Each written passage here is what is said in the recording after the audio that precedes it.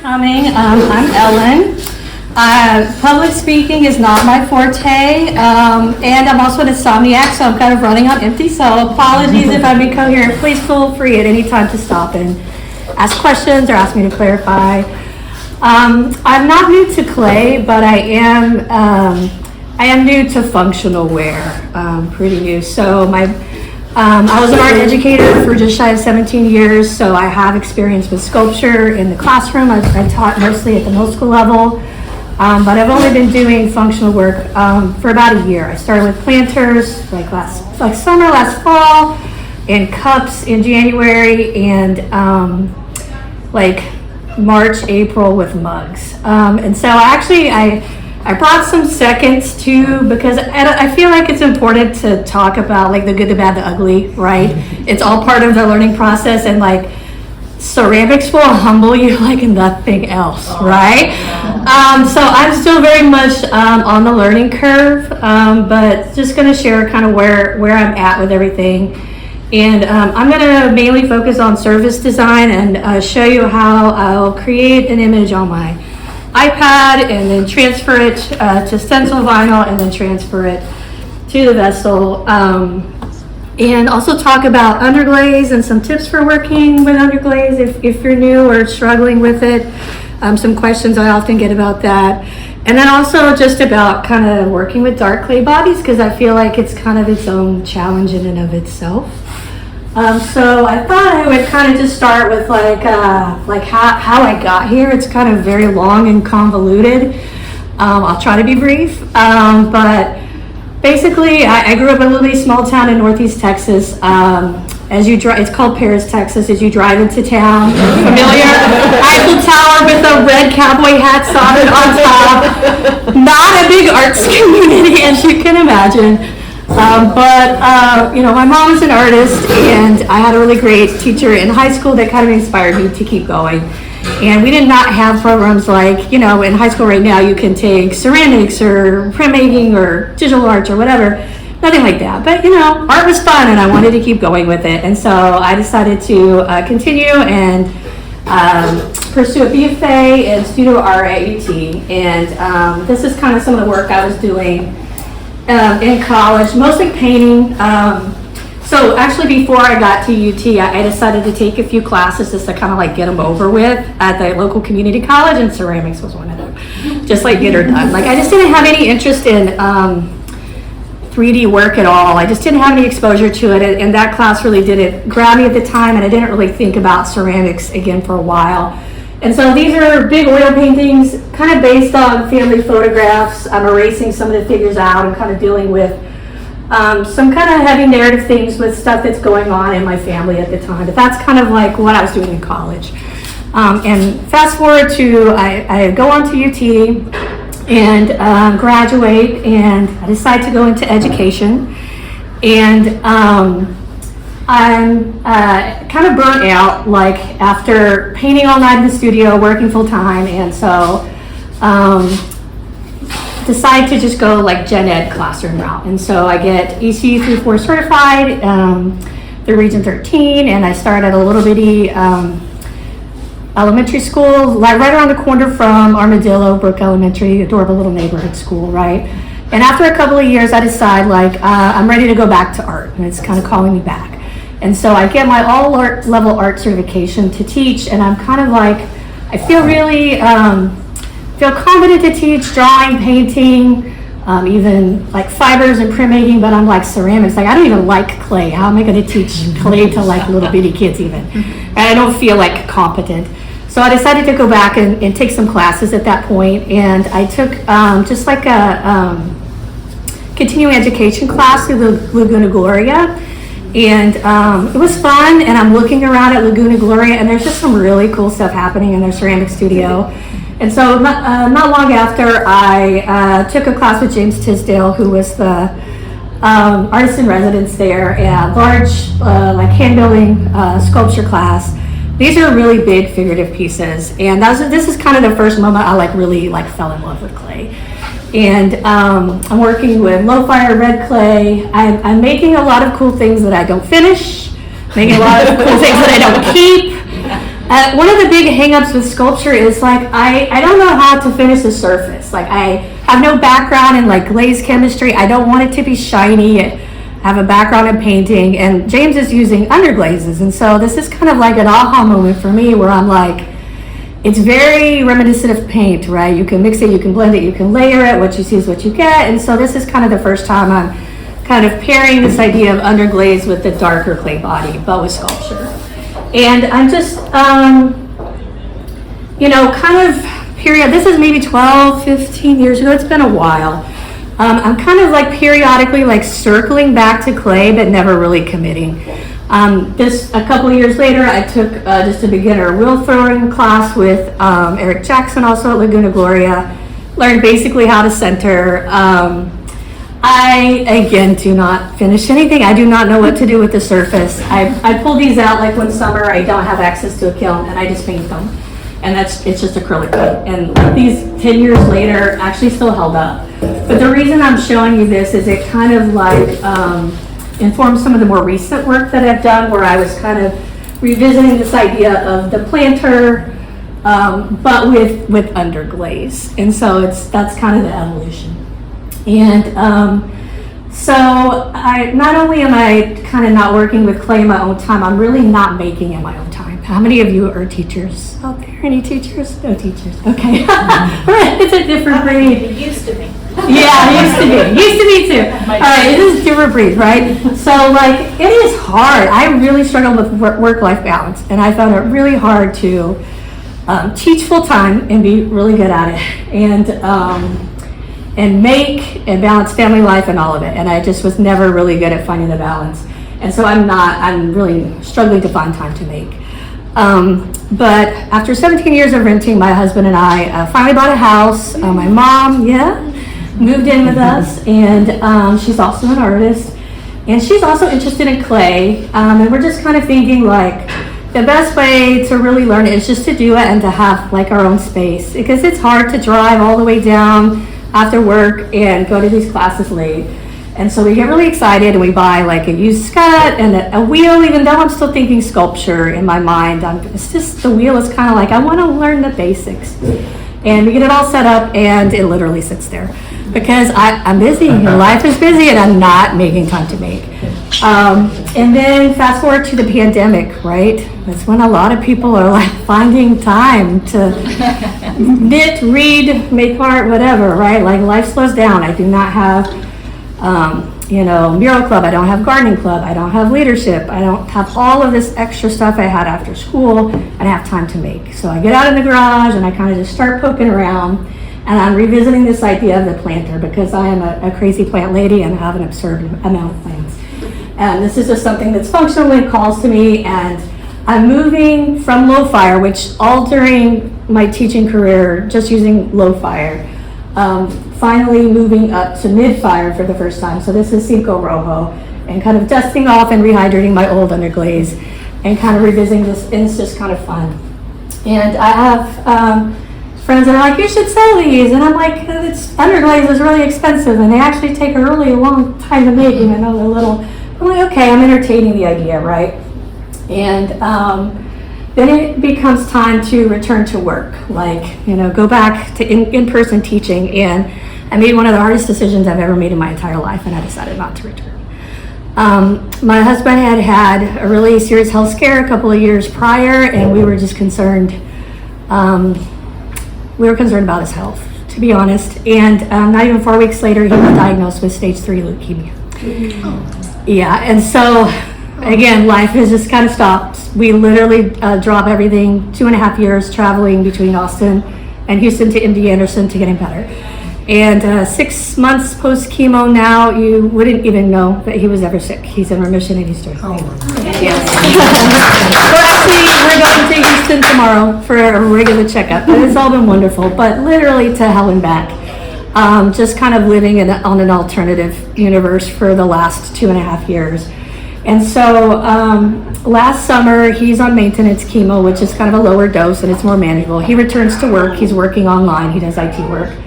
And I'm like, what now? I'm like emotionally exhausted. I cannot go back to teaching at this point. It's all I've ever done.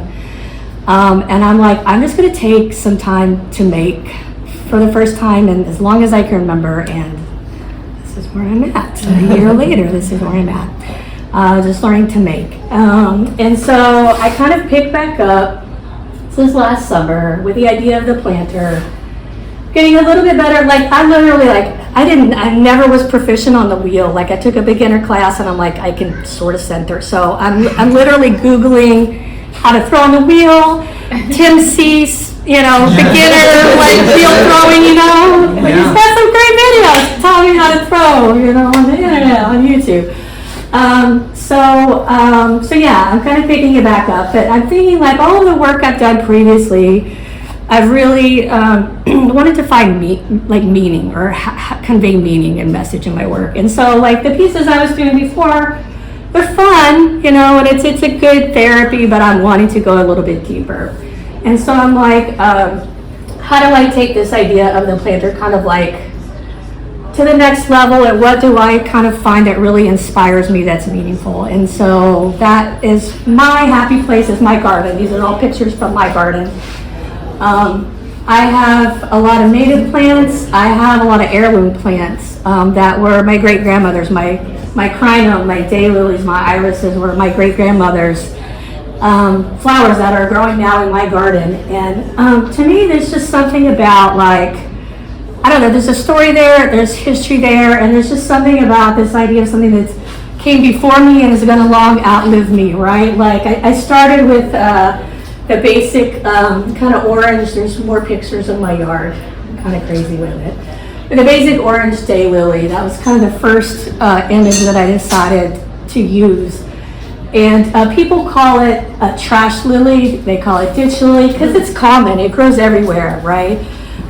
You go to old homesteads where the houses are collapsed and people are long since gone, and there's still these lilies like growing in the flower beds, right? The zombie apocalypse, there's still going to be these daylilies growing. But to me, there's something about finding beauty in something that's kind of underappreciated, and also just this idea of resilience, right? And so when I'm painting daylilies, I'm thinking about resilience. I'm thinking about I feel like the clay can teach you life lessons if you're really listening. And I think the garden can teach you life lessons if you're really listening. So I'm thinking about these lessons I'm kind of learning from like communing with the earth and working in the garden. So when I'm painting dahlias, I'm thinking about change, embracing change and impermanence. I actually don't have any of these anymore. I lost them all in the ice apocalypse. Yeah, and I've had a hard time. The last couple of years have been brutal. If you're a plant person, am I right? It's been brutal. And kind of learning to let go. And so that's kind of the idea of embracing impermanence. Stargazer lilies, like the Asiatic lilies, are about patience. Like once the bud shows up, it can take like 4 weeks for it to open. Right, and also kind of this keen observation, because you can blink and miss it if you're not paying attention and you're too busy to slow down. Poppies, friends and chosen family, and the Sphinx Vogue is about being enough. So those are some things that I'm thinking about while I'm creating my imagery. But it's something that's palatable. Everybody doesn't maybe know the story or the history, but they think, oh, it's beautiful. It's something that I think a lot of people can relate to, right? And so, when I'm first getting started and I'm carving just the kind of abstract pieces, I'm just using like a simple, like a ball, like stylus like this, right? And I'm using Rojo, which is, I know Sandy said she uses Rojo. Anybody else use Cinco Rojo, right? It's very sandy, right? It's got a lot of tooth, so it's kind of hard to get detail work in. It's not impossible, but it's tricky, because you can just be carving and just carve a big hunk out of it. And so I'm looking around and I'm seeing there's kind of this trend of people using stencils, and I'm like, oh, that's perfect. I kind of want to get better at digital drawing. I can kind of plan the drawing, and it just sits on the surface. I'm not having to carve, and I'm still kind of using Rojo at the time. And so I take a couple of workshops. I join, there's like a die cutters community on Facebook. I follow people on Instagram, and then just start trying to learn and kind of mess it up and figure it out. And that's kind of where we're at right now. And like I said, I started with the planters, and now I'm kind of working my way into cups. And so kind of how this starts, all right, is I start on my iPad, there you go, with a digital drawing. Let me go ahead and hit play on this guy. And I use the drawing app Procreate. There is kind of learning curve. I'm not super tech savvy like Sarah is. It doesn't come naturally to me. I had to Google a lot to kind of figure it out. But I'm creating kind of just a very basic, simple black and white line drawing. Autodesk Sketchbook is another free program that I think is honestly a little more intuitive and easy to use, especially like if you're working with kiddos. I used it with my middle school kids and they learned it faster than me and could teach it to me. But any drawing platform will work. And I'm using my iPad. I'm using an Apple Pencil.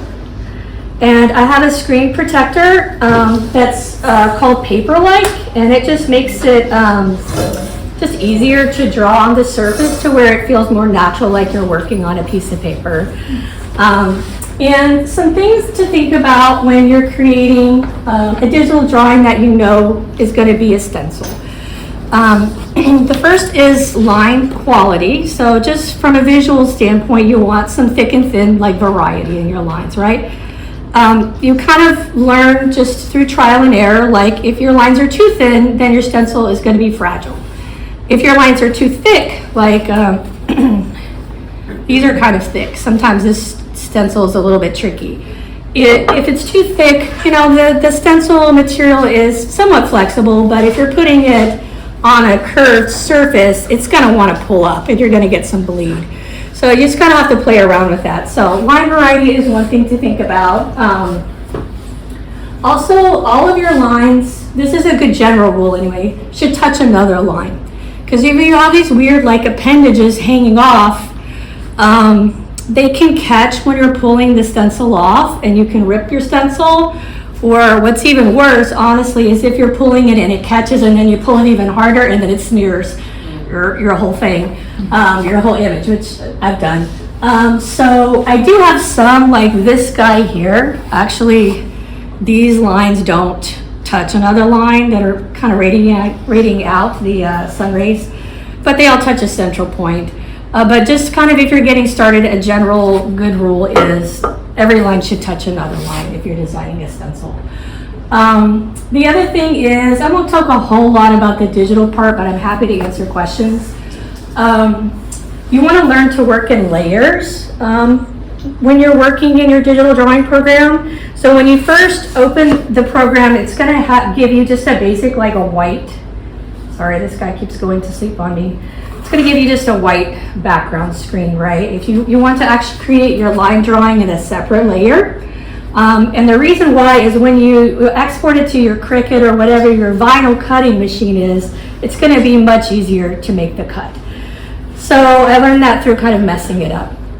The other thing is how you export it. So initially I was exporting it as just a JPEG, and what happens is right now my white layer, my background layer, is in a separate from my drawing, right? A JPEG will actually like flatten it out. And so you literally have to go, when you export it to your vinyl cutter, and erase every single little tiny bit of the negative space by clicking on it with your mouse and hit delete, delete, delete 500 million times. And I was literally doing this because I had no idea there was any easier way to do it. So if you actually go into your file, I'm going to go into my layers. You can ignore this if you don't care about this part. Then just turn off the background layer, and it's hard to see, but right now all I have are the black lines.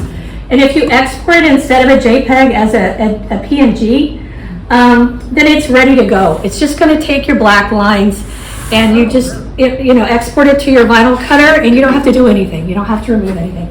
And somebody on Instagram was like, yeah, you're doing it the hard way. And,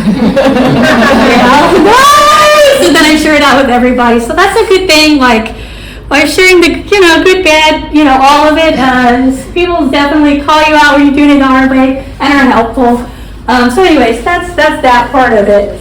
And so then I'm going to send it to my vinyl cutter. I often get asked questions about like, what kind of machine do I need?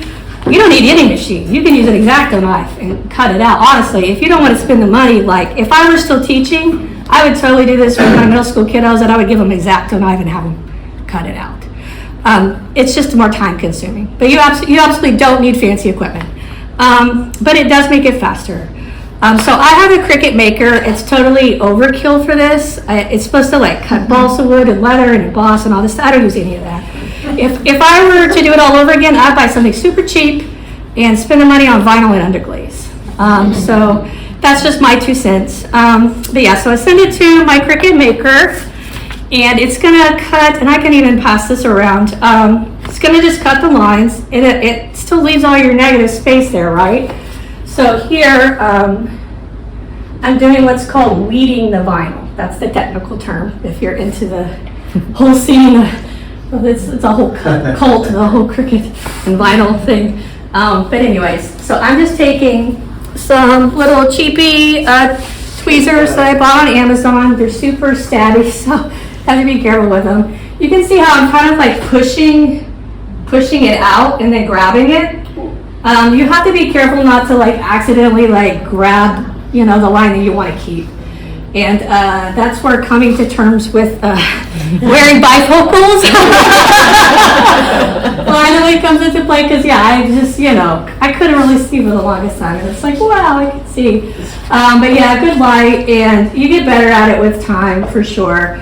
But yeah, this is kind of one of those things that you either love it or you hate it. Like you find it very zen or you find it very maddening. I kind of am both. Like I start out like, I've got some good tunes. This is not so bad. And then an hour later, I'm like, descending into madness. But it's kind of necessary evil. I don't do this very often. Usually when I'm making new designs, I do a whole bunch at once. Yes? How many times can you reuse this? That's a great question. So typically anywhere like 25 to 40 to 50, like a lot. Okay. Like I just remade the moth. And I've used it a bazillion times, like the same stencil. Okay. What material are you using? I'm sorry? What material? Good. So it is called Vivid, VVIVID is the name brand. Okay. Stencil vinyl, and it's on Amazon. And it's just like, yeah, there you go. All right, good thinking, Sarah. So it's kind of just an off-brand, but everybody I know uses it, and it's very durable. So, there's a million ways to make stencils. Like you don't need a machine, you can just cut it. Some people use Tyvek, some people use paper. The advantage for me of using the vinyl, we can even pass this around if you want to look at it. And I can pass these around too if you want to look at them. This is how I store them once I've used them. Is in these just little like sheet protectors. You'll see some of them are kind of crusty. You can see which ones I use a lot. It's okay, they still work. But yeah, so it's reusable, it's durable. It's like a time investment initially to draw it out, to weed it and all that stuff. But then it's very durable and reusable. Does that answer everybody's questions? Okay, cool. So yeah, but you can use, there's a lot of different materials. But this is kind of just what I started with, and it works for me. All right, this is just a quick, it shows like a snippet of all the steps, and then we'll switch. I think we're gonna maybe try to switch to the different camera here, yeah, we can do so. Where we kind of have an overhead view, and I'll do a demo. So one of the first things I do is, and I'll show all this when we get the camera going, is I'm going to take just a little like ball stylus. This is a Zim or however, I don't know how you say that. And I kind of create kind of an organic, like I call it a drip line, but just the edge where the glaze is going to come over the lip. And when I first started, you can see this is what it's going to look like before it gets fired. This one I don't have the bottom done because I'll show you that later today. But see how how I don't take the stencil all the way up to the top. Yeah. So when I first started, I was using underglaze all the way to the edge. And it's kind of, you really got to sand. It kind of creates, I don't know, this kind of weird lip here. And I don't personally have any issue with like the texture of it on my lip, but I know some people have an aversion to it because it's kind of scritchy feeling, right? And then there's this element of like, is it food safe? I actually seal the exteriors with liquid quartz, even though I've actually got the glaze on it now. I still do that just because I feel like it helps prevent staining. It's easy to clean. It's worth it to me. But yeah, so I started doing this kind of design element just for comfort. And I like it. I kind of like the kind of contrast of the matte versus the glossy as well. So that's kind of the first thing I start with. And if we want to switch the camera, then we'll get started with, in theory, how to do it. Anybody else have another question while we kind of get set up? Yeah, I sort of missed that last comment about, you said about food safe or around the lip that you put something on top of it. Oh, yeah, What's liquid quartz? Yeah, what's liquid quartz? And I can even, before we switch, I can even show the video. Like, do you want to show that video? It's like. Is it on Instagram? No, it's actually down here. I was just gonna show it later, but we can go ahead and show it. It's right, the weird looking one right there. This one? Yep. Do they have a supplier now for liquid quartz in the US? Because it used to be from us, that you have to. From what I've heard, they keep saying, it's coming, it's coming, it's coming. Yeah, I was gonna say that, if you want to get it, I think it comes in big tons, so maybe you can match with someone else that wants to try it before you commit to it. Yeah, It's really cool. I have a little jar here. It's kind of like Amico underglaze. It's kind of like liquid gold. It's very expensive. But I have the same jar, little bottle that I bought last summer. This is, sorry. And I still have a ton of it. Like a little tiny bit goes a long way. You just coat it with one thin layer. This is after the glaze firing. So that one's on Rojo, so it went to cone 5. You don't fire this. You do not fire. It's a cold finish that goes on at the very end. Okay. These all have liquid quartz. You would not know it. And so I can put like a little bit of like, see how it's like, well, you can see it in the video too. See, it just repels the liquid. Do you have to have it? Your work is vitrified? No. Does it make me feel better about selling my work? Yes. One reason too, well, because I started with planters, so I mean dirt and water, right? And you're working on this matte surface, so I'm thinking longevity. I have pots that I've made that have sat outside in the Texas heat and winter and everything. They're fine. They look fine. But from the standpoint of when I decided to start selling, it kind of just gave me peace of mind. And it just does make it easier to clean. But the other thing is, like, even if you're firing, you've got your witness cones, you're testing your pieces, the piece is vitrified. There's still, like, Brown Bear has a 0.5% absorbency. I think Rojo has like a 1%. Like, there's still a little bit of absorbency, right? And for me, like, I wear like Burt's Bees lip gloss all the time. And I would find that I would leave, like, even though I know the piece does not leak, I know it's reached temperature, I would leave a little mark, just a little dark mark, and it didn't want to come out because it's kind of oily, it's kind of waxy, right? And I've actually done it. I have about like between 50 and 60 mugs from other artists. I have a huge collection of work from other people and a couple of other pieces too. So I know that it's not the issue that my work is not vitrified. It's just you've got a waxy, oily substance, you have a tiny bit of absorbency, things will stain. I don't want it to stain. I've spent too long on it. I'm asking for all the materials and the time I've put into it with my pricing, and it makes me feel better that it's super easy to wash. It's food safe. So I do seal everything with liquid quartz, although you don't have to. But yeah, does that kind of answer the question somebody asked about? Yep. Okay, cool. But that was also just kind of a thing, when I was taking the underglaze all the way to the lip, there's this, it's like, it's not food safe, you're putting your lip on, a lot of people panic about that. Personally, I don't. I own a lot of mugs from other people that, go all the way to the edge, but it makes me feel better about selling. Can I ask a quick question? Yeah. How is it different from a clear glaze? Like how? So clear. It's hard to find a matte clear.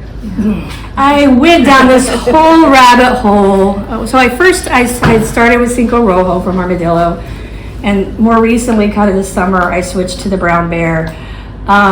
It is hard to get a clear that will get on the dark clay to get your colors to stay true and stay vibrant. You know, on a white clay body, it's less hard, but it really dulls your colors and darkens them. And I went down a rabbit hole of trying just about every commercial clear, and I had friends also sending me like King's Clear and all these things from Glazy, and spent a long time testing clears.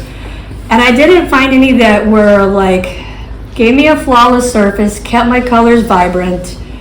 I just didn't like the look. I like it on other people's work, but for me, I don't know, there's just something about like the matte finish that's just personally more of my aesthetic, and I really like the vibrant color. And I just felt like I'm not able to get that with the clear, and I feel like it just alters the aesthetic too much.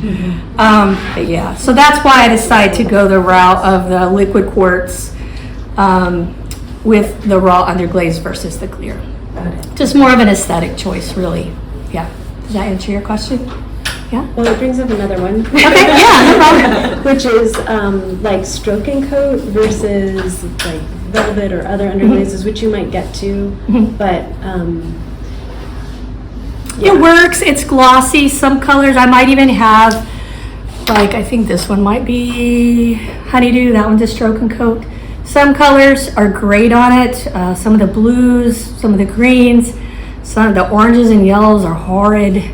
I've really had trouble. I've tested every yellow known to me. I really wanted a bright yellow. This kind of ochre is the best I can get, because like initially what I was doing was I was actually glazing, and I don't think I brought one, but I was glazing the interior with underglaze and glazing with a clear, and I wanted a very bright color.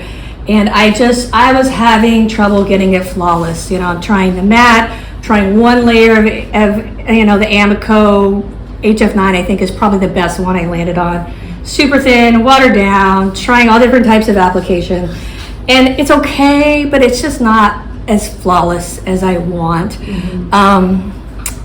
Yeah, so I kind of went down the whole rabbit hole with that, but I've really had trouble getting I like a glossy yellow that I like.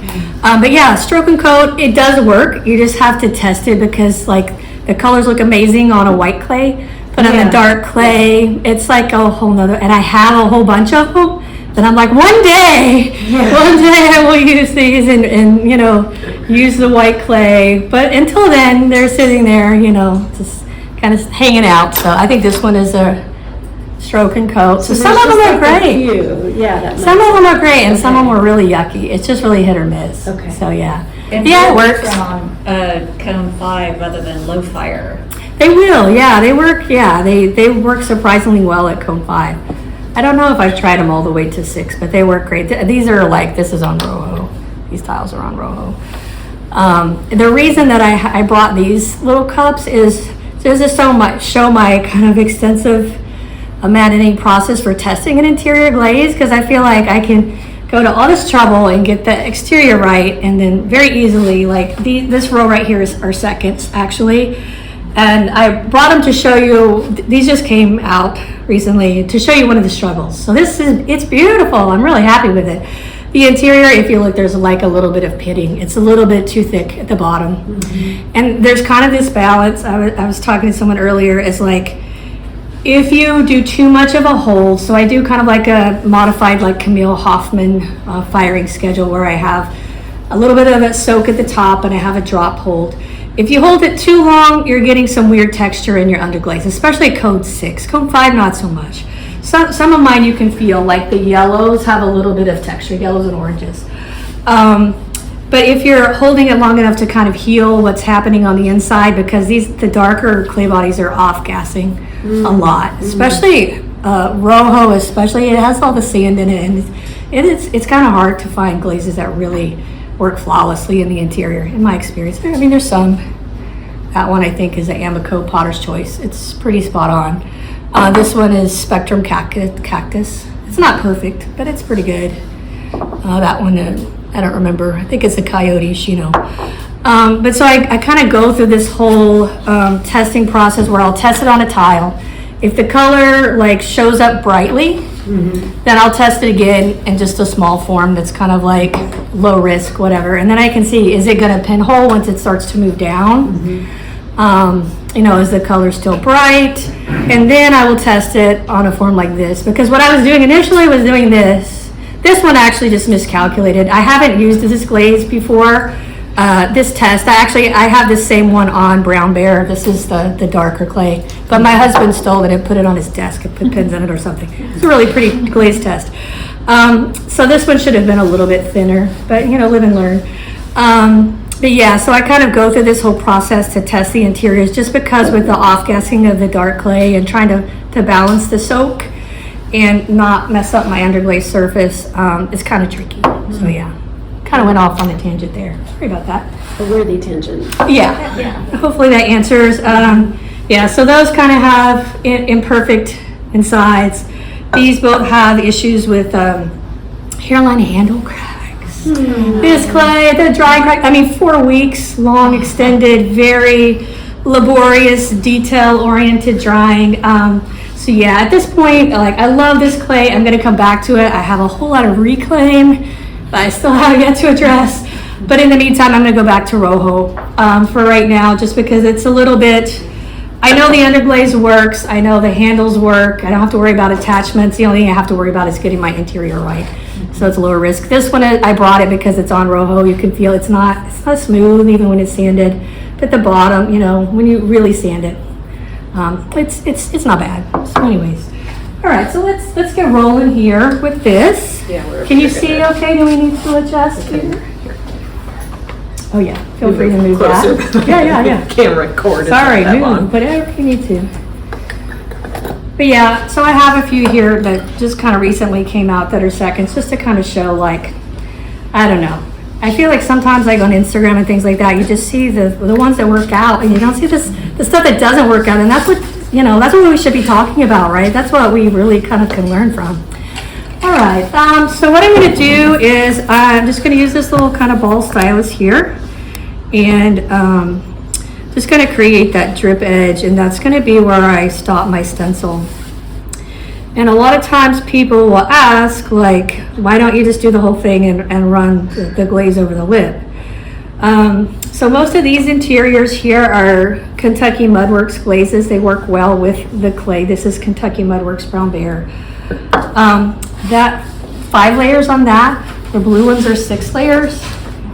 If you're doing that on top of 3 layers of underglaze, you're kind of tempting fate, in my opinion, to get either pinholes or bubbles or something. And plus, just underglaze is so expensive. Like, I don't want to waste time and money, and I'm just going to cover it up. So I found that this is kind of the way I can, like, figure out where to stop my stencil at. And later on, it makes it really easy to go back and glaze the lip after it's fired and sanded and all that stuff. All right, there's kind of my line. I just organic. I don't want it to be straight. I kind of want it to like undulate a little bit. All right, and then I'm gonna get my stencil. I think we're gonna maybe do the dahlia here, and this is a brand new one. I've actually done it twice now. This is the very first test run of it.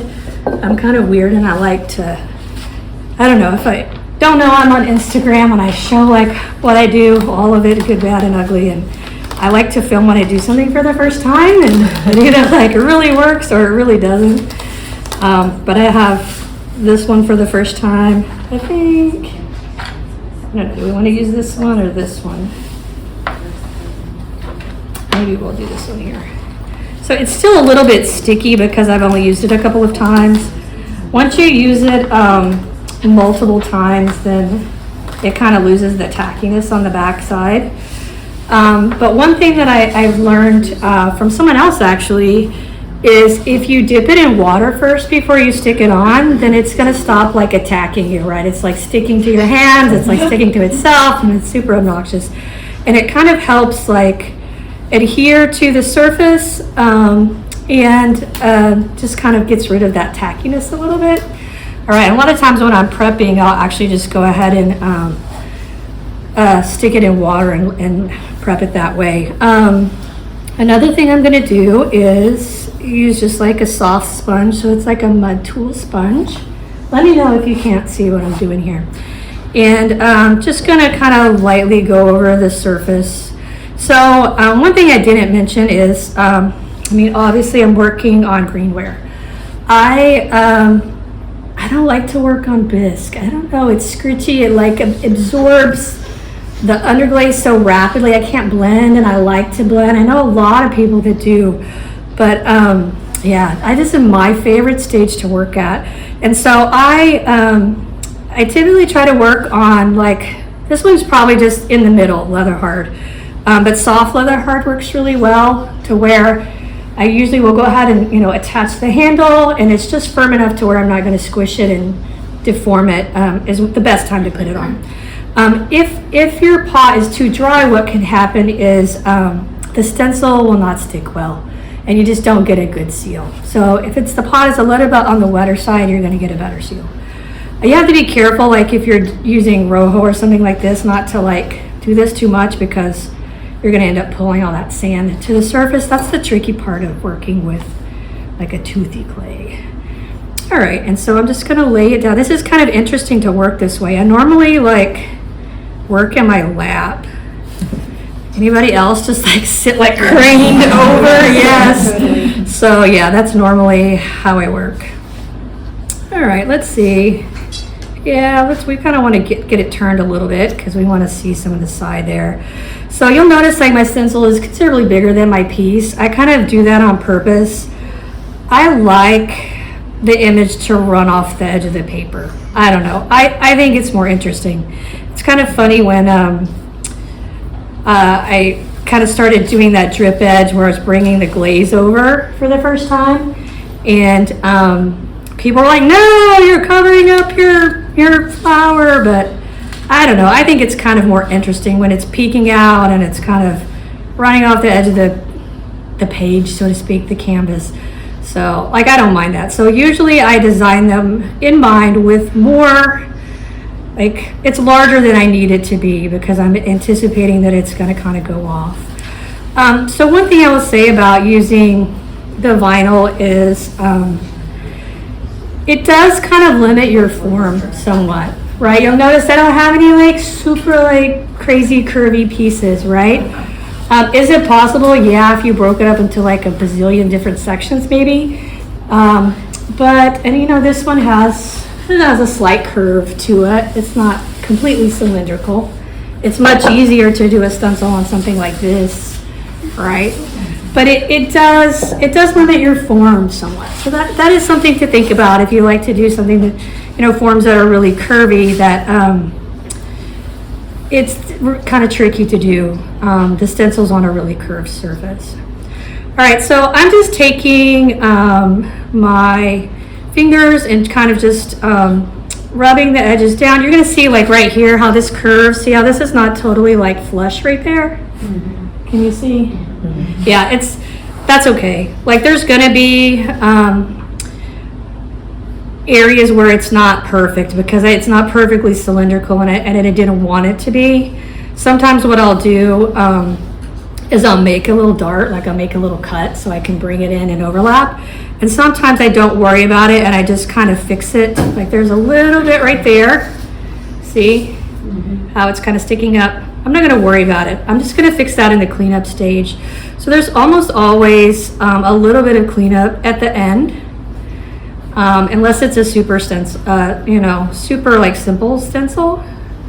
So I'll take, and I'll show you this later, but a little ball stylus and just kind of clean out any lines that don't sit totally flush. So the bottom part here is not going to be perfect, but I think that's actually probably good because it'll give me an opportunity to show you like the reality of like if it doesn't fit perfectly on the form, how to fix it, right?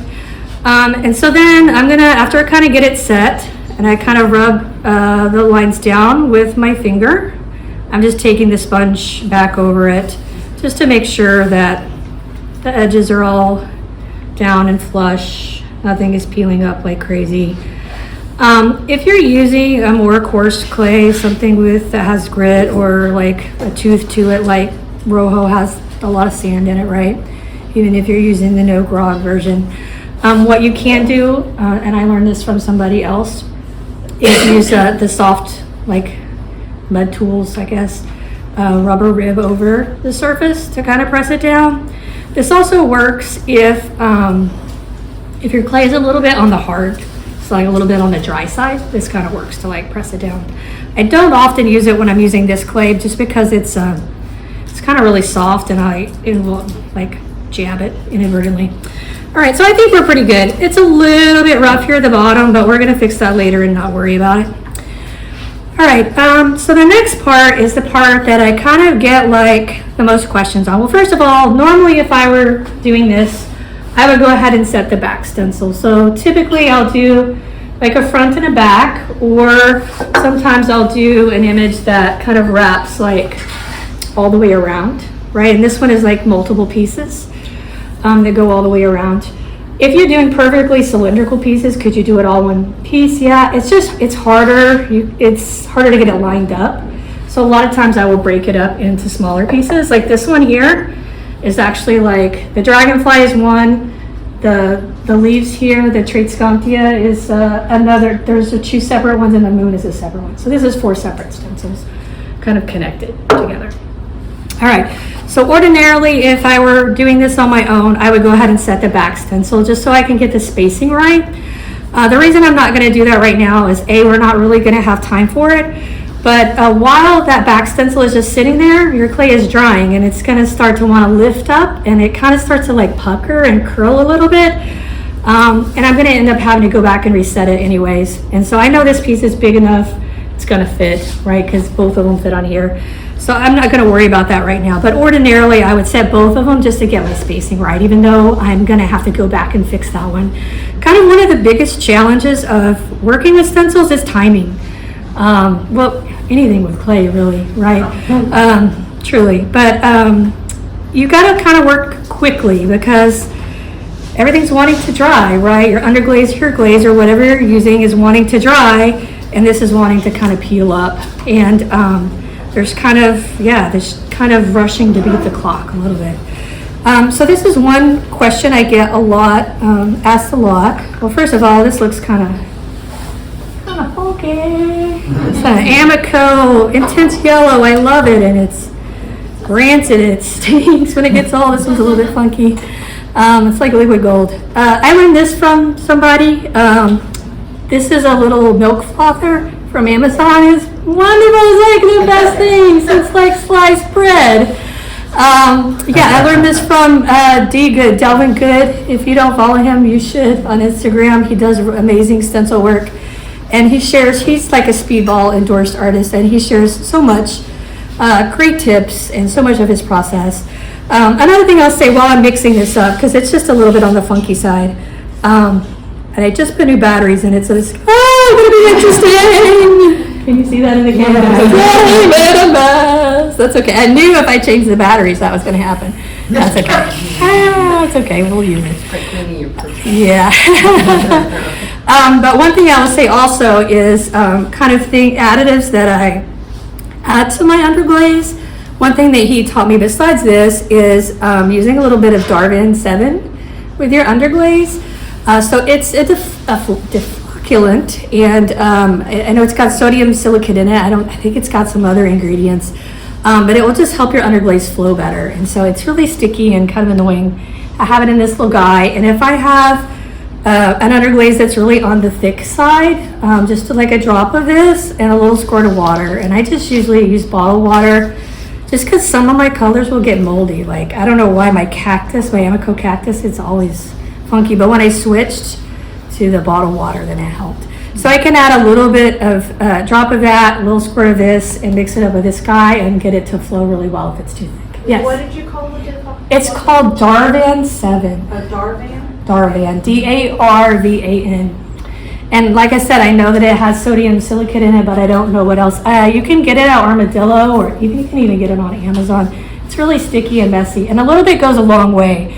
So I know like Dale will actually like put it in his pint and mix it up with This guy, I use these little glass jars that I also bought on Amazon. Somebody else gave me this idea. And it's perfect because it's got this little interior cap, so you can put it on and it kind of keeps it from drying out too much. Like I've used like everything under the sun, and then it has this lid that screws on. But this really, I've never had one dry out. Will it kind of thicken over time if you leave it too long? A little bit. But I've never had it dry out in these. These are really great. And you can mix up and make a big mess like I did. But yeah, so, and another thing, while I'm thinking about it, is gum solution sometimes is an additive I will use. Now, I have a friend that, I'm going to start doing this and then I'll tell you why I'm doing it. I have a friend, Michael Hall, who does beautiful botanical work. He works on bisque, and he really wants everything to like flow and blend on the bisque and keep it very like liquid. And so he adds gum solution to all of his underglazes. What I don't know, and again, I'm kind of new. I don't have this huge, I have a very spotty background in ceramics, but when I think of gum solution, I think of using it to like rehydrate like old glazes that have dried out, right? But it also can help with the flow. And another thing it can help with is like if you have an underglaze that's chipping, right? So like, if your underglaze is old, sometimes all the chemicals in it will kind of start to break down, and it can kind of chip, especially if you get it too thick. And I have like certain colors that tend to chip on me even if it's a brand new bottle. For some reason, like Amico's white, Mako's jade, it's like I'll open a brand new one and it still can be kind of fussy. And so I'll put like a tiny amount of gum solution in the container when I first fill it up, and that will kind of prevent that from happening. And I don't know if it's just like those colors are ones that don't get used very often, so they're really old before they come to me, or if it has to do with like, the materials that make up the colorants or whatever. So, all right. So what I'm doing is I'm putting a very thin layer of underglaze, all right, on. Excuse me. What do you mean by chipping? I don't know what that. So like sometimes I'll have, like it'll literally just kind of pop off like a little bitty section. After it's fired. After it's fired, yeah. A lot of times I'll be sanding it, and like I'll like a little piece like that, a thin piece, especially if it's too thick, it'll just pop off. And I'm like, it's just an imperfection. It's just a glaze flaw. It doesn't affect the function. It's just like an annoying thing. Okay. Does that make sense? Yeah, sure. Yeah, or sometimes it'll kind of peel. Little thin areas for me tend to do that. Like this would be an area that like, if I didn't have the gum solution in, because this is the color that's kind of naughty sometimes, might be an area where I might get chipping. So I don't know, I've seen people before post like, why is my underglaze doing this? It doesn't happen with a lot, and it's only certain colors really that I've had that happen with, but that is one way that you can fix it, is just add a little bit of gum solution. Does that answer your question? Yes, thank you. Okay, cool. All right, so what I'm doing now is I'm putting a thin layer of underglaze over the stencil. And I'm doing it for several reasons, and I get asked all the time, like, why do I do this? One, I'm adding a little bit of moisture so that it's slowing down the process of it wanting to peel up, right? The other is I can see the stencil better because it's on the dark clay body, and it's kind of hard to see with old lady eyes. But really, one of the biggest reasons is it's kind of functioning as my third layer of underglaze. Because if I'm working so slowly that everything is starting to dry, it's kind of hard to go through 3 entire layers without one area drying too much, if that makes sense. So I'm going to be able to get away with just adding 2 coats of painted color on top, and this is going to function as my third layer. One thing is, like, if your underglaze is too thick, what can happen is when you peel it off, if it's too dry, it can kind of give you like a craggly kind of rough edge. It can even pop off. If you get it too thick and you remove it while it's too wet, your underglaze can kind of go back into your lines. I have a video, actually, I didn't bring the cup, but it's another dahlia where exactly that happened. is my white was a little too thick and I didn't take time to thin it out. And then so it kind of moved on me and I had to go clean it up. But yeah, and then the last reason is I'm actually going to pull the stencil off before I paint the negative space or the background. Because it's going to take me too long to do 3 coats in the background, that this isn't going to get too dry and give me a craggly edge when I pull it off. Does that make sense? So yeah, so it's going to help me find the outer edge here when I get ready to paint the negative space. It just makes it faster. So I don't know anybody else that does it. That's just, those are the reasons why I do this. And I always use yellow. Everybody's like, why don't you use white? I don't know. The white, it doesn't flow. It looks weird. Colors kind of sit weird on it. I've tried using like a light green and I don't know, like the Mako's light green. I thought it looked great by itself. It looked very flat, but then when I fired it with something else on top, it almost looked like it fluxed. For some reason, this underglaze just kind of seems to play very well with others, and it's just kind of my go-to. So this is Amico's Intense Yellow. Okay. All right. So now I'm going to start on the first layer here, and I kind of just have my underglaze listed on the outside. Primarily, I'm using. I really kind of want to stir that up, but I know I'm going to make a mess, so we'll just do this. I mostly use Amico. I think they're very vibrant. I think you get what you pay for. They flow very well. Most of the colors stay pretty intense up to cone 6. There are some exceptions. Some of the pinks will burn out. Some of the purples will burn out. Mako is like, it's kind of, it's really thin when you first buy it, and then it gets really thick and it's kind of hard to get it back. I don't know, you kind of have to fight with it a little bit, but it's cheaper and their colors are great. So this kind of light, kind of blue-green color that I use all the time on the bottom here is a Mako color. Speedball, they stay true, they don't flux, they don't burn out. But they're thick and you have to fight with the texture to get it to flow. I mean, you could definitely use Darvan and you can use water, but I don't know. It's not my preference. I have some really old Speedball and they're just kind of have like a little bit of like a grit to them. And when you try to blend, it's tricky. Like I was using their pink for like on my dragonfly here. And when I was trying to blend it with the other colors, it had such like a gritty feel to it. It just didn't blend well. So then I started using coral from Amico. I had problems with it kind of bubbling weird. It didn't behave well. So now I'm kind of mixing my own pink, and it's radiant red and white together. And I actually do mix a lot of my colors. Some of them are straight from the container, but I do actually mix a lot of colors. And that's kind of the beauty of underglaze is you can kind of infinite variations, right? So I'm going to work on just kind of layering. I'm going to use a little bit bigger brush. These are just kind of cheap synthetic brushes. I really like them because they have like a triangular handle, and so they're not rolling around getting paint everywhere. But I don't know, they're kind of firm. I guess I just got used to being an art teacher using like cheapy synthetic brushes. What are you doing with the white? Is it? Oh, this is yellow. So this is actually a yellow, and this is going to be, this is the center color here of the dahlia. Okay. Yeah, okay. so I'm adding my first layer of color, sorry. Okay. And so I'm going to kind of blend. So I'm going to go from this lighter yellow. It does kind of look white in the camera. Yeah, it does look really white actually. Okay, yeah, and then I'm going to take to the darker yellow, and then I'm going to add some orange and pink. Okay, does that kind of make sense? All right. So I'm going to try to like talk and multitask while I paint, which I don't normally do. I'm normally like, leave me alone, and I don't even, have my dogs bother me. Everybody leaves me alone while I paint. But do you guys have anybody have questions like while I'm working on the first layer here? Are you real concerned about the layers drying between or not?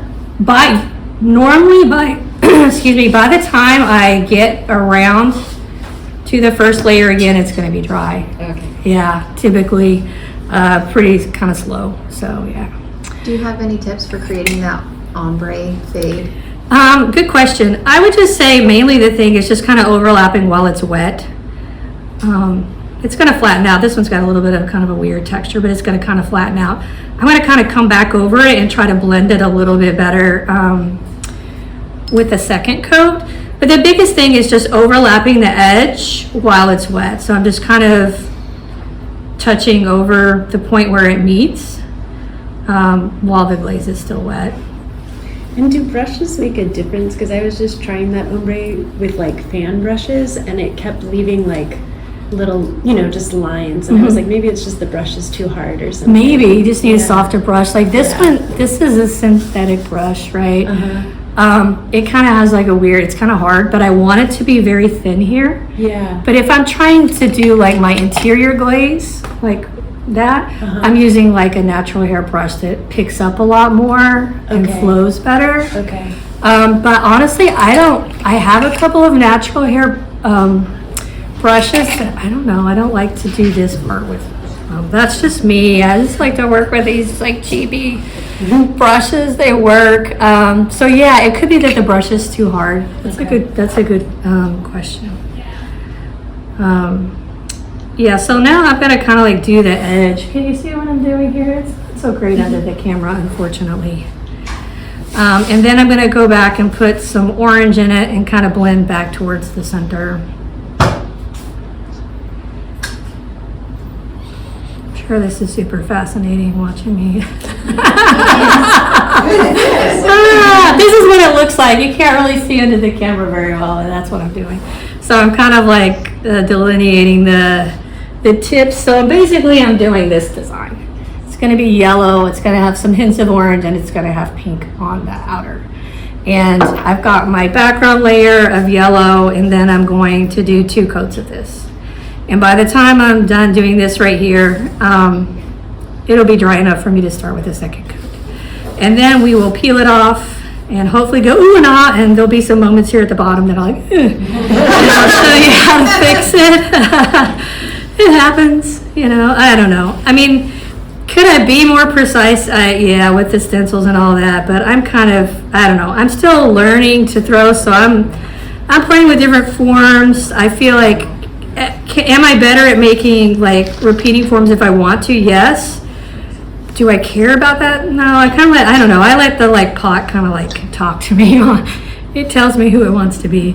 I'm still playing with, some more cylindrical, some more curves, some more short and wide, some more tall. And I don't know, maybe if I kind of figure out a form that I really want to stick with, I can design the stencil more. But right now, these are kind of like universal to where I can kind of tweak them and use them on the majority of the forms that I make.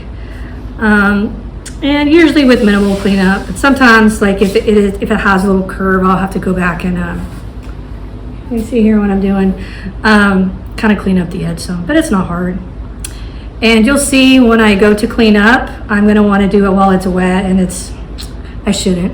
It's better to leave it, let it dry a little bit, to where it's kind of, like not like super dry, but kind of more like the consistency of the pot, like leather hard, then try to do it while it's really wet. But I get impatient, and I just like, I can't stand looking at the mistake.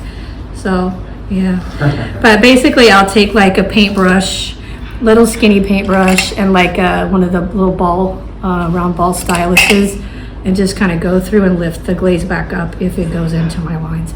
This one is going to definitely have some of that happening because the lines are so thin, right? And if you have any area where your underglaze is a little bit thick, and still wet when you pull off your stencil, it's going to move a little bit, but it's not a big deal. Like, I think there's a lot of flexibility, and you just kind of, it's not going to be perfect, but as long as the majority is a clean image, then it's good. I've kind of learned to let go a little bit of when it doesn't come out Do you ever use a glaze bottle to dispense the glaze? That's a good question. A lot of people ask me that, and I'm a painter, so it kind of just takes the joy. I bought some, and I bought the little tips and everything, Yeah. and a lot of people use that air pins and all that. Yeah. It just kind of takes the joy out of it. It's like, Oh, okay. I don't know, like, just hand cramps, and I tried it for like a nanosecond. It didn't work. I guess because I like to paint, I like to do this part by just painting. And I feel like I can, even though it looks like a hot mess right now, right? But it's gonna come back later and look like a pretty nice blend, right? Thank you. This is how it starts. It starts kind of, this is the ugly duckling phase. Thank you. Yeah, when you pull a stencil off, you're gonna be like, ooh, ah. But I kind of have a vision in my head of, how it's gonna look when it comes off. And I don't know, I'm sure that it's possible to do some sort of blending with the little squeezy bottles, like that, but I don't know. I didn't stick with it long enough. It didn't feel right. I like to have a paintbrush in my hands, even though my canvas is now clay instead of, a traditional canvas. I don't know. Could it be faster? Yeah, probably. My process is definitely slow, and it's kind of like, I don't know, it's a blessing and a curse. I felt like the majority of my life, just, manically busy, hectic, never slowing down, right? Especially, while I was teaching, never having time to kind of slow down and smell the roses, per se. And I'm kind of enjoying having this moment of just kind of taking my time and enjoying the process and being slow with it. Now, from a financial standpoint, would it be better if I could make stuff faster? Yes. Especially when things go wrong, like your interior glaze doesn't work out or your handle cracks. But yeah, it is a slow process, and I probably could speed it up if I tried to use an air pen or something. But so much of it is about the joy of the process, right? And I want to be having fun with it. Have you tried refiring the piece to see if you get the I have. balls to go away? I have. What happens is I make it worse.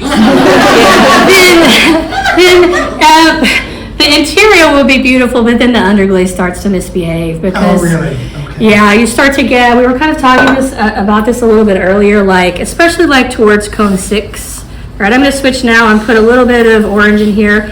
I'm not going to blend it a whole lot this first layer, but on the second layer, I'm going to come back when it's wet and kind of blend it better. So we're just kind of getting a layer in, and then I'll pop some yellow in between. But yeah, so kind of this battle of doing a drop hold and a soak and a drop hold well enough to heal pitting or pinholes versus getting weird texture on your underglaze, especially at cone 6 on this clay.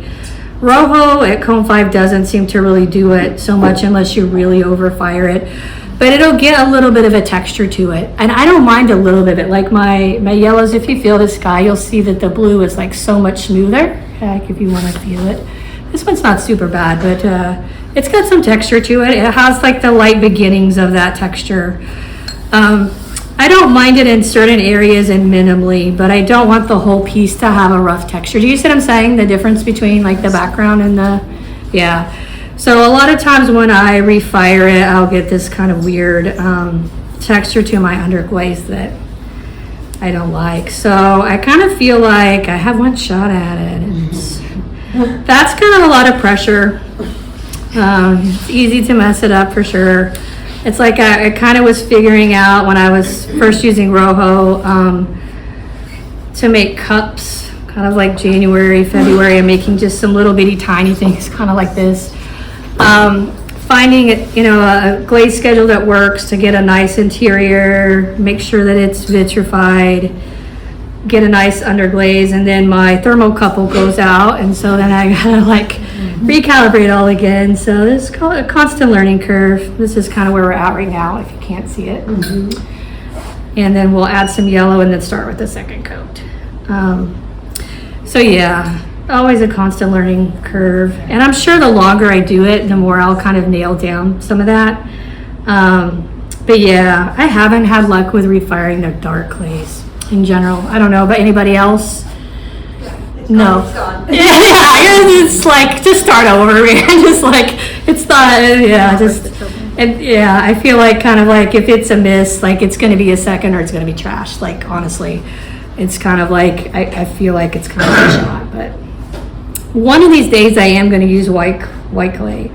'Cause it is, your colors are so vibrant, it is appealing, but I don't know, there's just something about the dark clay body to me, especially with the bright color, like, because I am a gardener, it just really feels earthy. It's very reminiscent of earth and the bright colors.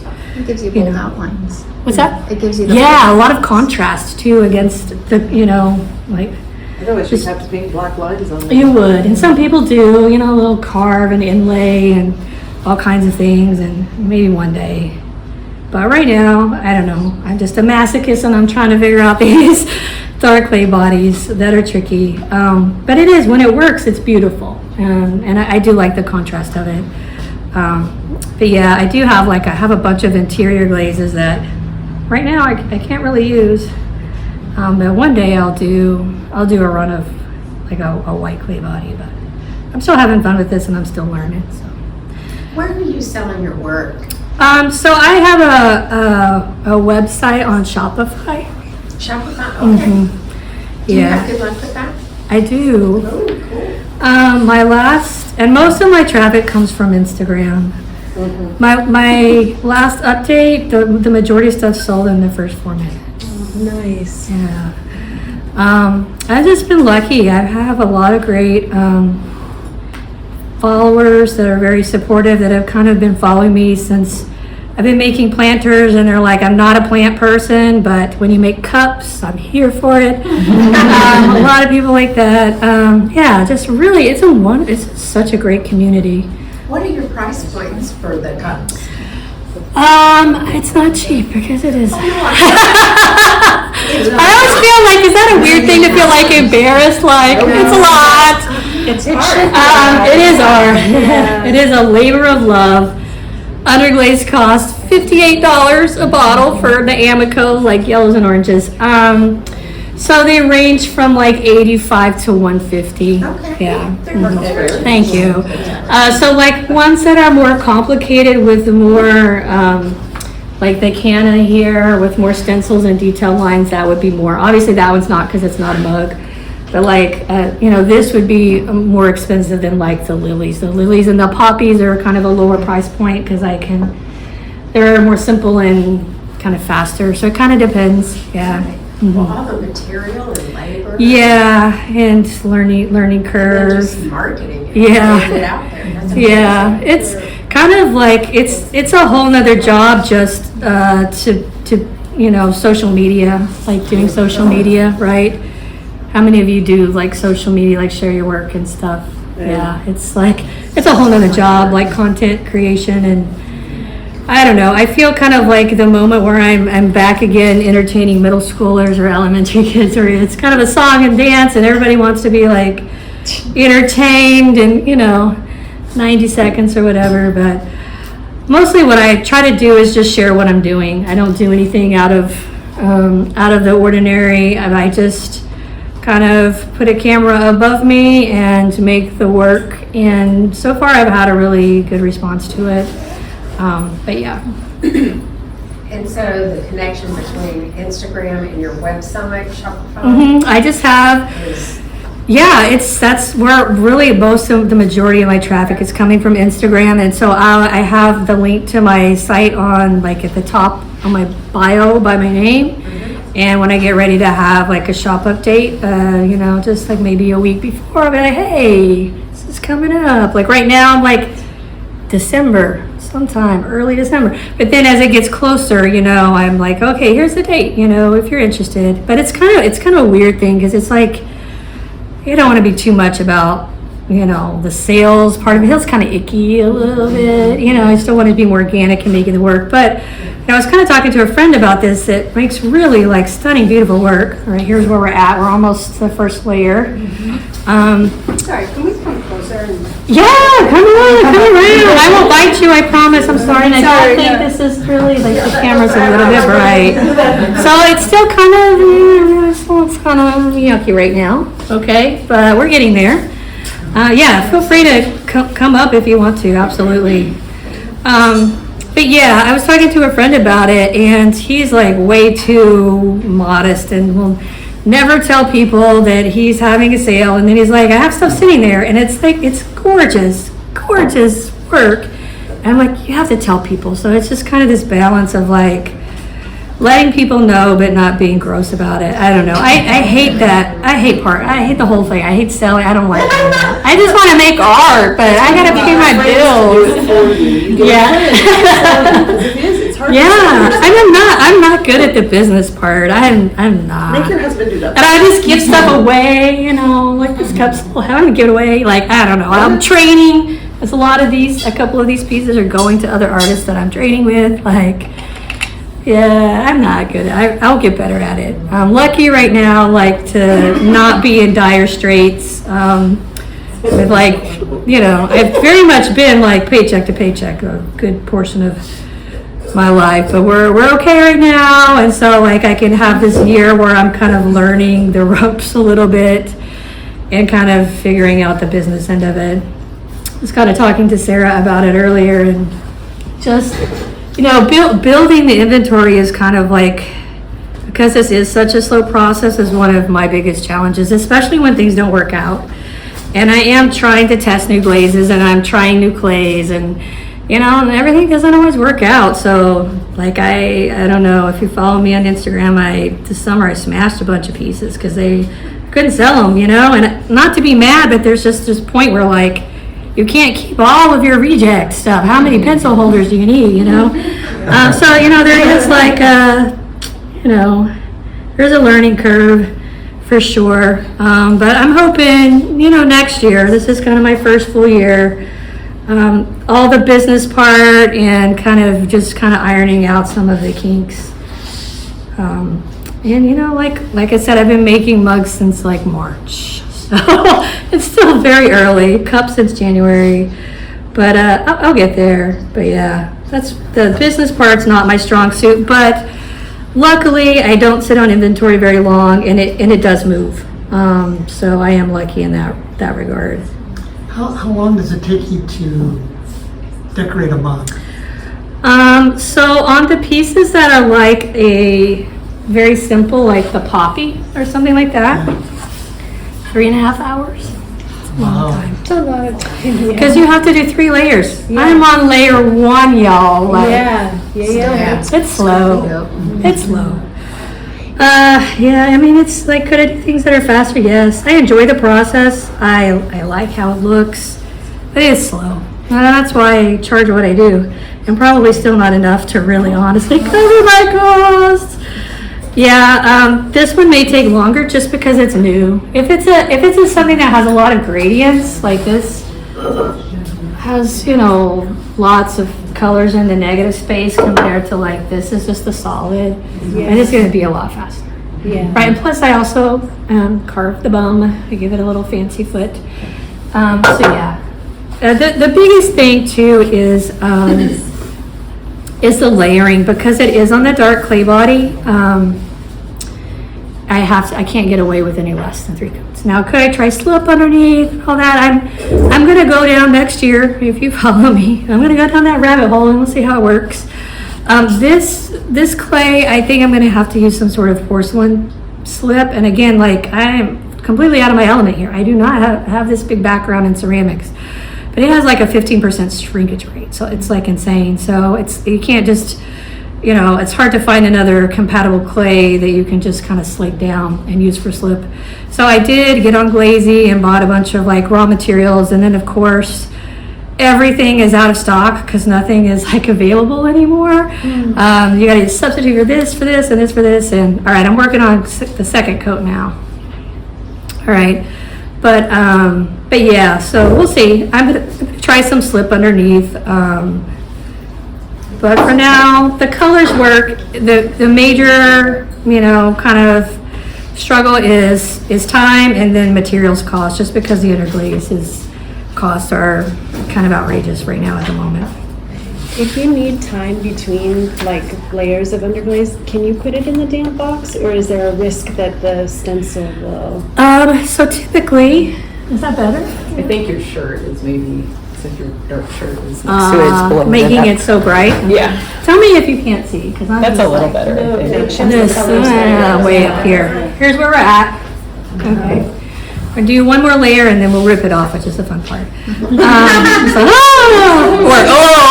one of those. Hopefully it's the first one. What was I talking about? I lost my thoughts. Oh, the damp box. Oh, so normally when I work on a cup, I'll work on 2 pieces at a time, and usually that's what I can get done in a day, honestly. So I'll put the front and back stencil on. I'll do one, the front, I'll do the other, the front while that's drying, because I will inevitably touch it and mess it up if I'm trying to work on it while it's wet. And I kind of flip-flop between the 2 pieces, and the same thing for the negative space. So you can stick it in for a little while, but it will start to come up. So the best thing is to just get her done here and peel it off. And then you can work on whatever you need to kind of after that. It will stay for a little while, but you can't like leave it. You definitely can't leave it overnight. I've tried to do that and it's just like, so yeah. I don't know.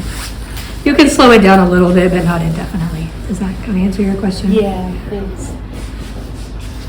Have you thought about doing slip cast mugs? I kind of have, but I just like so many wormholes. Like, okay, so right now I'm in this, I feel like I'm just already going down because it's like I want to start doing some plates, and I just have so many things that I want to try still. And I have 2 other dark clay bodies that I'm going to test that I just bought. Because throwing is not my forte, and although it's like I kind of want to learn like the basics, I would love to just have that form and be like, bam, because really, like for me, I know Abby Rose was kind of talking about this at the last meeting, like for her, like where she's really finding the enjoyment is the surface, right? And so she does she casts her pieces with the slip mold, and it's like, I've thought about that. But right now I'm kind of in the process of like, I have my wheel, my kiln, I do all the dirty work in my garage, but this is kind of living all over my house right now and doesn't need to be. And I'm gonna convert like my main downstairs bedroom into an actual proper studio. I have a little bitty tiny room upstairs with like all my painting supplies. And it also has embroidery, it also has stained glass, it also has encaustic, it's got oil paint, it's got acrylic paint. There is no room for clay. It is a tiny room. So when you say like slip cut, I'm already like, yes. It made me an excellent teacher because I was versatile, a jack of all trades, master of none. That makes me a terrible artist. This is the first time I've really kind of, besides painting, like really truly kind of stuck with something for a really long time because I am So here I'm trying to kind of keep my focus and, just work on improving my forms. Like I said, very, very much at the beginning of kind of learning to throw. Maybe once I feel like I'm competent at it and I'm like, okay, I've got a basic proficiency, maybe I'll move on to something else. But right now I'm like, girl, do not even try to start something else and buy a whole nother set of supplies and then like, where are you going to store them? I don't know. People say I'm a know-it-all. No, I'm a learn-it-all. Learn it all. I am. And I think, a lot of people that are inclined to teach are that way. And I am. I would, if it were up to me, I would just be a student forever, like I'd love to go back to school. And I am. And it's amazing though now, like what you can learn just from what's online, like learn from other people. And the clay community is like so great about sharing openly. And I love that. But yes, I am definitely a learn it all. And then I'll tell everybody about it, and then until they just, don't care anymore. My poor husband knows everything there is to know about underglaze and, dark clay, and bless his heart, he's so sweet. Very supportive, I love him. Now, are you starting the second layer now? I am, I'm working on the second layer. It looks ducky. It's gonna look magical here in like 5 minutes, hopefully. I'm just wondering about your amazing process of this really, I mean, you call it messy, I think it's beautiful. Oh, well, what thank you. you're doing. It's very loose. It's kind of like impressionistic. Yeah, but once you take the stencil off, it's so detailed. It looks pretty cool, How right? did you? I don't know. I You just don't know? started doing it. I just did what felt was like a natural, like make the blend over the top of it, Uh-huh. and then the lines will be there. Yeah. But it's interesting that you say that you did stained glass because the connected lines Yeah. are very much like stained glass. And patterns. I actually did not even think about that, and somebody commented that and was like, oh, it's very reminiscent. I'm like, well, you know, I've done stained glass. I've done fused glass. I actually had a glass fusing kiln in one of my classrooms a million years ago. And it is, yeah, especially like the dragonfly. That was the one they commented on. I'm like, yeah, I didn't even really realize, like, have to connect with stained glass. yeah, exactly. And I didn't even kind of realize that that it was kind of reminiscent of that. But now I'm like, yeah, I'm influenced by stained glass. But just my experience with it. But yeah, absolutely. Yeah, you're totally right about that. All right, we got one more coat to go on the green, and we're gonna let it rip and see what happens. See what the damage is. What time are we at? It's probably way late. It's 8:30. Oh, lordy. Okay. Hey, it normally takes 3 hours, right? Yeah. We're not going to paint all the negative space. I'll show you just the beginnings of how I paint the negative space, and then if there's time, if you want to watch, I'll show you how I carve the bottom real quick. I have one that's already ready to go, if you're interested. If not, and you'd rather ask questions, that's cool too. I yap a lot. I don't get out much. I'm just kind of like, after like pandemic cancer journey, I've just been like sequestered for so long. I don't know how to behave when I'm out in public. All right, so I think we're good. We're gonna let her rip. So one thing, I learned this from somebody else. If you use like an X-Acto knife and kind of just loosen up some of your edges, it's less likely to kind of like catch. So is it best to do it while it's still wet? So, I let it sit just a little bit.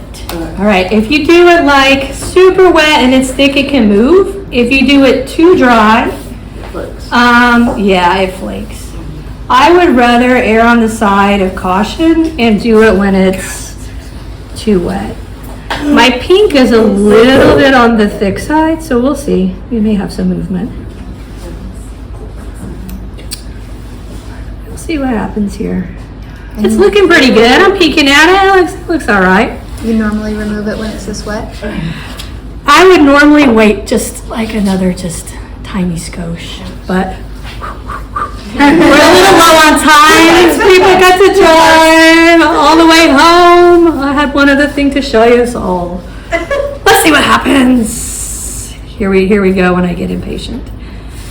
All right, this one is tricky because, okay, yeah, this one is a little bit wet. See, you can see I messed it up a little bit. It's okay.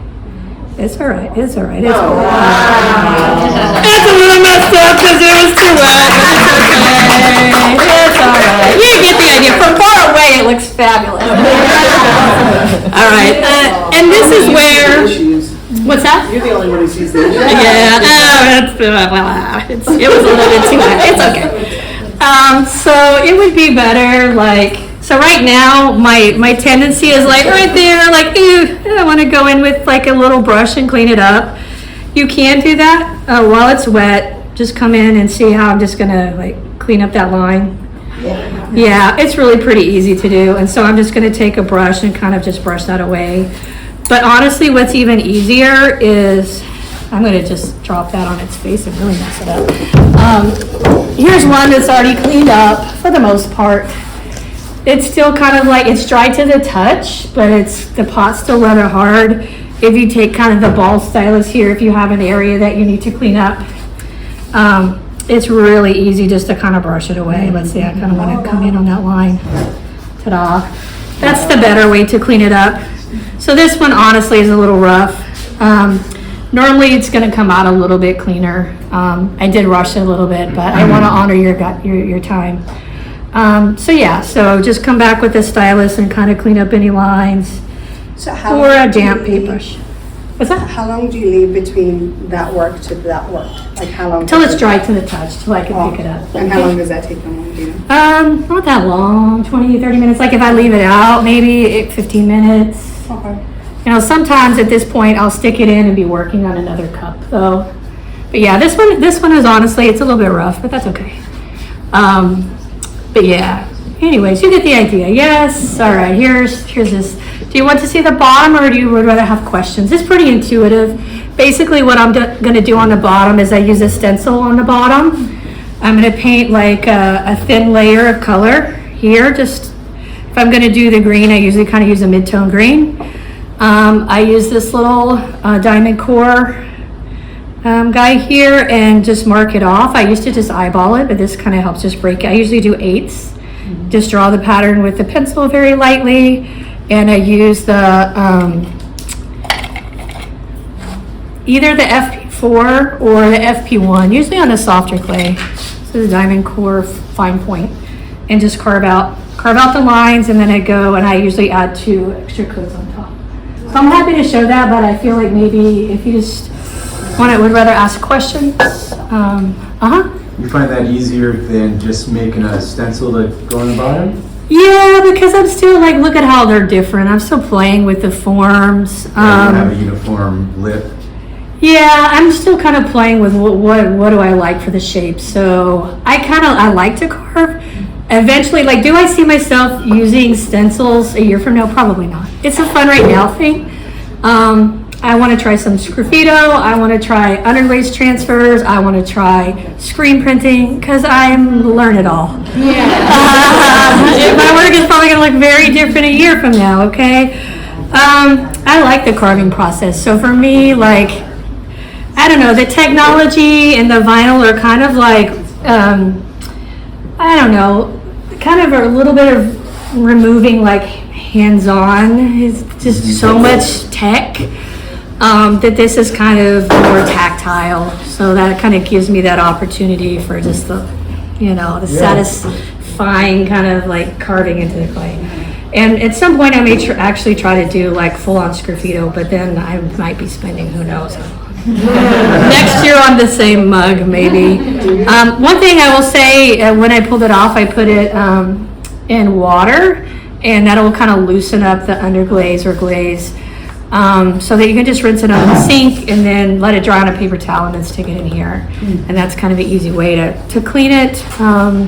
Other questions that you have? When you attach the mug, do you attach it onto the underglaze or do you scrape off the underglaze? The handle. Oh, yeah, what did I say? The mug. Oh, yes, the handle. Yeah, I put the handle on first and then work around it. Okay. Yeah. So like some of them, like, this one kind of has weird spacing a little bit. I added a weird extra piece in right here because it was kind of more, the spacing was more for a mug. But what I found is doing like the little sipper is easier for a test because I don't have to do an insane slow drying so that I'm not getting the drying cracks. And it's just quicker for a turnaround like on these test pieces to see how it comes out. Like these colors were just, like I mixed them, for the first time here and fired them and didn't test them first on the exterior. If I'm just testing a new design, this one is the first run of this design. So I'll put the handle on first. And is that strip around the top, the lip, is that a glaze or This that, here? Yeah. It's the interior glaze. Interior glaze. And it comes over the edge, just so that it's kind of soft on the lip, comfortable. How does it make that little, like the brown is sticking through on the, oh, it's just how it's breaking. It's the color of the clay just breaking through. It's just this particular. I see. Okay, I need to come up closer. Yeah, this clay. Yeah, and feel free, come on up and put your name if you haven't. I'm gonna get that mug away. It's just perfectly fine. It's just a little bit heavy, but it's beautiful. It means a home. It's amazing. And I've got free stickers if you want them, and these are my colors. Yeah. Any other questions? Put your name in. We'll give it away. You need to get home. I'm gonna work on cleaning this up because it's gonna drive me insane.